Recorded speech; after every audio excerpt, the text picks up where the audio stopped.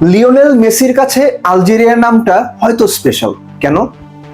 19 বছর আগে আর্জেন্টিনা জার্সিতে লিওনেল মেসি প্রথমবার জোড়া গোল করেছিলেন আলজেরিয়ার বিপক্ষে। সেই আলজেরিয়ার বিপক্ষেই আর্জেন্টিনা 2026 বিশ্বকাপের প্রথম ম্যাচ খেলতে নামছে।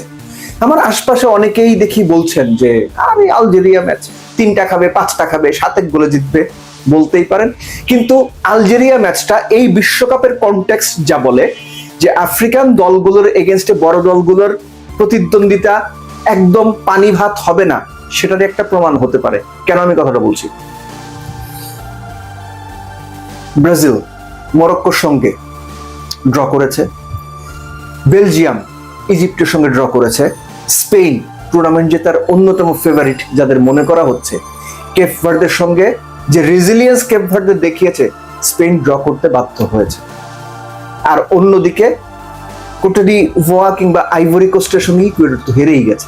সো এই ট্র্যাক রেকর্ডও যদি ফলো করা হয়, আর্জেন্টিনার রিল্যাক্স করার কোনো সুযোগ নেই। বিশ্বকাপের সেকেন্ড ওয়ান থেকে যে কোনো প্রতিপক্ষই হোক একদম শতভাগ ফোকাস, সর্বোচ্চ গুরুত্ব দিয়ে মাঠে নামাটা জরুরি। এবং আমি জানি না, কিন্তু অনুমান করতে পারি আর্জেন্টিনা ঠিক এই কাজটাই করবে।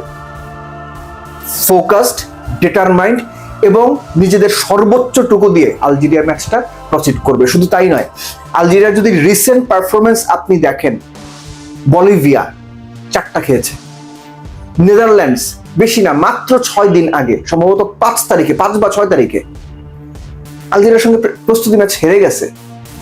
গুয়াতেমালা 7 গোল খেয়েছে। সো আলজেরিয়া টিমটাকে হালকাভাবে দেখার কোনো সুযোগ নাই। আর্জেন্টিনা ফেভারিট, অফকোর্স সেমিফাইনাল যাওয়া পর্যন্ত ফেভারিট। আমি নিজেও আমার যে টপ 4 বা সেমিফাইনালিস্ট 4 জনের কথা বলছি, সেখানে আমি আর্জেন্টিনা রেখেছি। অপটা সুপার কম্পিউটারের হিসাবে আর্জেন্টিনা এই 2026 বিশ্বকাপ জিতবে এই সম্ভাবনা 9.8%। এর ওপর আছে শুধুমাত্র ইংল্যান্ড 10 পয়েন্ট সামথিং এবং ফ্রান্স এন্ড স্পেন। আপনারা অনুমান করতেই পারেন। আর্জেন্টিনার যে বিষয়টা, আর্জেন্টিনার গোল স্কোরিং যে ability, that is fantastic. Argentina এই যে কোয়ালিফাই খেলে এসেছে সাউথ আফ্রিকার রিজিয়ন থেকে, আপনারা জানেন যে টপ হয়েছিল, সেখানেও আর্জেন্টিনা দেখিয়েছে যে তাদের যে গোল স্কোরিং অ্যাবিলিটি, মেসির 8 গোল, ইউলিয়ান আলভারেজের 4 গোল, কিংবা আপনার লতারো মার্টিনেজের 4 গোল, এই যে ফ্রন্ট 3 কিংবা যারা অ্যাটাকার আছেন, এরা ভাই গোল করতে পারছেন। এটাই সবচেয়ে আর্জেন্টিনার স্বস্তির জায়গা। আপনি যদি আর্জেন্টিনার রিসেন্ট ফর্ম দেখেন, লাস্ট 7 ম্যাচ আনবিটেন। এই 7 ম্যাচে আর্জেন্টিনা 20+ গোল করেছে। সো গোল নিয়ে আর্জেন্টিনার কোনো অসুবিধা নাই। আর্জেন্টিনার মিডফিল্ড যদি আপনি খেয়াল করেন, সেখানে এনজো ফার্নান্দেজ বলেন কিংবা অ্যালেক্সিস ম্যাকালিস্টার বলেন, রড্রিগো ডি পল বলেন, প্রুভেন প্লেয়ার। হ্যাঁ, বয়স একটু হয়েছে, কিন্তু বয়সের সঙ্গে তাদের স্কিল, অ্যাবিলিটি এবং একই সঙ্গে তাদের যে এক্সপিরিয়েন্স, এটা যদি আপনি মিলিয়ে নেন, তাহলে আর্জেন্টিনার এই মিডফিল্ডটাকে আপনার সমীহ করতেই হবে। আর বয়সের দিক থেকে যদি হিসাব করি, রড্রিগো ডি পলি একটু ওপরের দিকে, নইলে বাকি যে 2-3 জন আছেন সবাই তাদের ক্যারিয়ারের একদম পিক জায়গাটাতে রয়েছে। আর্জেন্টিনার যে জায়গাটা নিয়ে সবচেয়ে বেশি আলোচনা হচ্ছে, দ্যাট ইজ আর্জেন্টিনার ডিফেন্স। আর এই কারণেই আর্জেন্টিনা কোন ফরমেশনে খেলবে আলজেরিয়ার এগেনস্টে, এটা প্রেডিক্ট করাটা মুশকিল।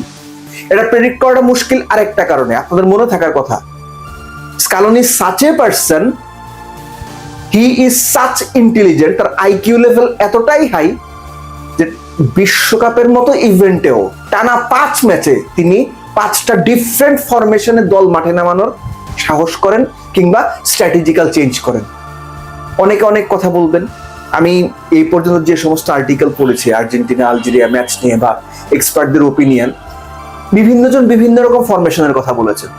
সো এটা থেকেই একটা জিনিস ধারণা পাওয়া যায় যে আর্জেন্টিনা কোন ফরমেশনে খেলবে এটা নিয়ে কেউ নিশ্চিত না, অপোনেন্ট তো নাই।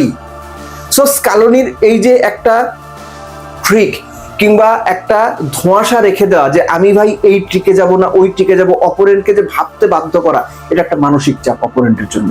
বাট আর্জেন্টাইনরা জানে, স্কালোনি জানেন তিনি তার প্লেয়ারদের কিভাবে ইউজ করবেন। 3 জন সেন্ট্রাল ডিফেন্ডার খেলাবেন, 2 জন খেলাবেন, 3-4-1-2 খেলাবেন, 3-4-2-1 খেলাবেন, 4-2-3-1 খেলাবেন, তার সব রকম অপশনস রয়েছে।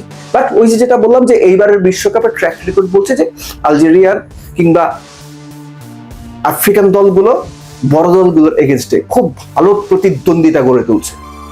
স্পেশালি ডিফেন্স কিংবা লো ব্লক খেলে তারা বড় দলগুলোকে বেশ ঝামেলাতেই ফেলছে বলা যেতে পারে, যেটা আমরা স্পেন এবং বেলজিয়ামের ক্ষেত্রে দেখেছি।